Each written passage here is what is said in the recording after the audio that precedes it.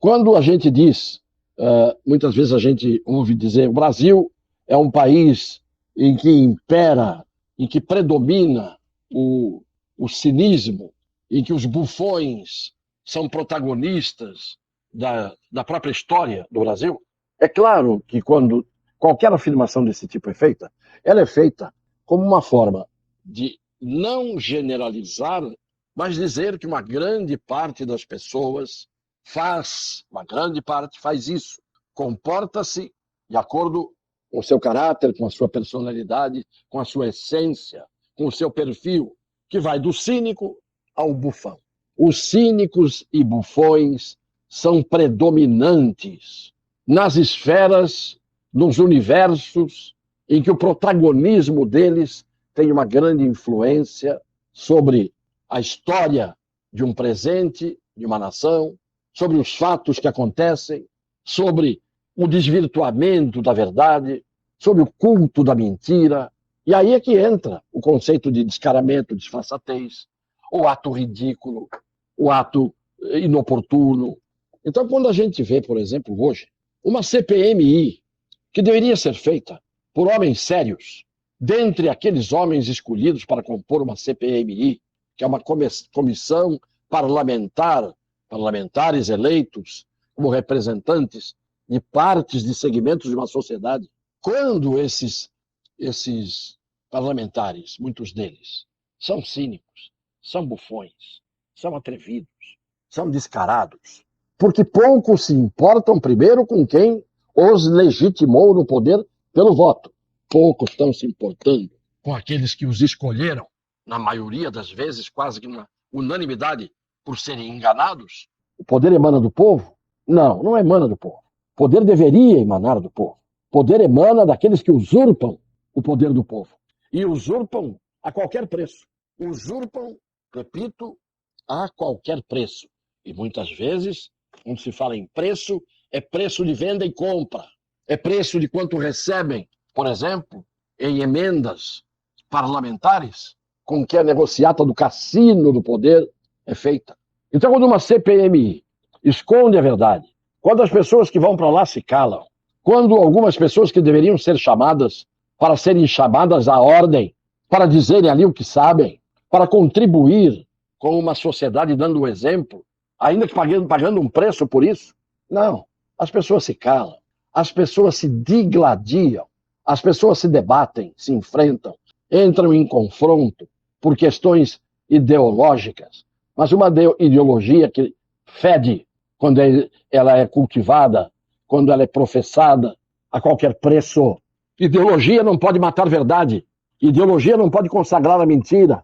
Vejam, por exemplo, pena que o parlamentar que mostra esses vídeos que andavam ocultos até hoje, porque um desses personagens a que eu estou me referindo, que é o ministro da Justiça, seu Flávio Dino, ele não está preocupado com verdade, com virtude, com o cumprimento da lei. Está preocupado com os interesses dele e daqueles que são idênticos a ele. Vejam uma cena que não veio oficialmente do Ministério como tinha que vir, mostrando a tal Força Nacional no dia lá da encrenca de janeiro. Por favor. Já que ele esconde, desrespeita parlamentar, desrespeita a CPMI, desrespeita ministro do Supremo Tribunal Federal, desrespeita ministro do STJ, eu peço por gentileza que nós que fazemos aqui um papel de Sherlock Holmes, a brasileira, conseguimos algumas imagens da Força Nacional de braços cruzados enquanto Brasília era destruída, por gentileza. Olha lá, que lindo. Força Nacional, escudo, capacete, arma, não sei mais o quê, olhando, contemplando a beleza dos atos de destruição. Olha, conversando. Vejam, vai vendo que tem mais. Olha lá, todo mundo de escudinho no chão, que coisa linda, que omissão clara. As imagens que o Flávio Dino quer esconder, a gente consegue. A nação brasileira não desestima nunca, senhor presidente. Vai vendo, senhor presidente. As imagens que ele quer esconder. Ministro Alexandre de Moraes, olha isso, ministro. Olha o que o Flávio Dino está escondendo. E o que essa CPMI, quem essa CPMI está blindando? Ministro, olha lá, tá vendo aquele ônibus preto lá? Força Nacional, todo mundo mobilizado, o pau já começando a cantar e eles lá, contemplando as maravilhas da destruição. Pois é isso. Não é que querem só esconder. Não é um ato de esconder como se fosse difícil esconder, não. É um ato de esconder escancarado. É um ato de esconder aberto. Vamos esconder porque nós queremos esconder. Porque nós não queremos mostrar. Porque nós não queremos que venha à tona a verdade. Agora, num país do esconde-esconde, num país em que poderosos que exercem o poder em todos os três poderes, fazendo esse esconde-esconde, e todos eles conchavados entre si, todos aqueles que fazem parte do time do esconde-esconde, porque tem gente que não faz parte desse time. O que é que essas pessoas pretendem? Além de dar uma bofetada na cara de todos os brasileiros de bem, que não se conformam com isso, porque o grande problema, hoje foi lá o coronel que comandava a polícia militar do Distrito Federal, vou ficar calado, vou ficar em silêncio, vou ficar em silêncio. O grande problema que nós temos no Brasil é que muita gente que fica em silêncio exerce um direito que lhe é dado pelo Supremo, ou pelo tribunal, ou pelo juiz.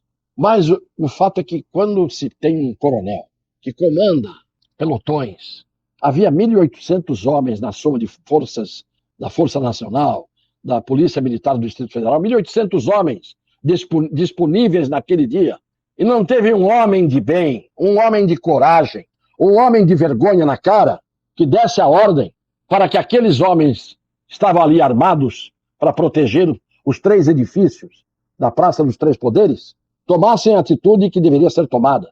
E com isso nós íamos ter todos aqueles que estavam agindo com o mesmo escopo naquele dia, fossem, do lado que fossem, viria tudo à tona.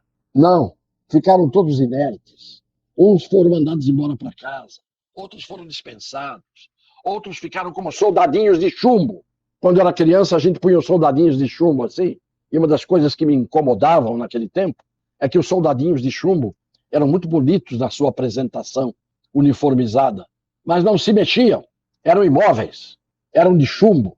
Assim ficaram os omissos de janeiro. E a omissão é ação, quando há dever de agir. Não há diferença entre omissão e ação. Quem quebra um relógio precioso, como se isso fosse um golpe de Estado, é tão ativo, tão agente, quanto aquele que não impediu, e tinha o dever de impedir, que se quebrasse o relógio precioso. São ações idênticas. Chama-se, no direito penal, crime comissivo por omissão. Aquele crime que se comete por omissão. É a ação que se realiza por omissão. Então, não tem diferença nenhuma. Passa-se a ter um comportamento que é dominante, que é predominante, num país em que há gerações nascendo, gerações nascidas e ainda não criadas, ainda não educadas, que ainda não aprenderam os valores que dignificam, que fazem, que constroem o ser humano, e do jeito que estão sendo conduzidas essas gerações, eu fico pensando a covardia de pais, de avós, de familiares, que estão permitindo esse apodrecimento, essa morte em botão das flores que talvez não venham a desabrochar dessas gerações. Porque há os omissos dolosos, cínicos, bufões, que andam por aí nos poderes. Mas há os omissos acovardados, há os omissos indiferentes, há os omissos que estão confortáveis em suas cadeiras e sofás aquecidos e que, portanto, estando confortáveis, não se preocupam com a sorte dos outros. É isso que eu queria hoje falar sobre essas imagens, as imagens que mostram um pedacinho da pouca vergonha que aconteceu em cima dos fatos de janeiro. Ou alguém acha de verdade, alguém que pensa, que raciocina, que tem um mínimo de bestunto, de massa cinzenta, de capacidade de tirocínio, de descortino. Eu pergunto, quem pode acreditar em tudo o que se diz e tudo o que se fez parecer neste 8 de janeiro? Quem acredita? Antes de vir à tona, e talvez nunca venha, a verdade, nós temos é que duvidar de tudo. porque de boas intenções o inferno está cheio. Triste o país em que bufões e cínicos mandam e desmandam. O que vem pela frente, cada um emita o seu juízo e faça a sua adivinhação. Um beijo no coração das pessoas de boa fé.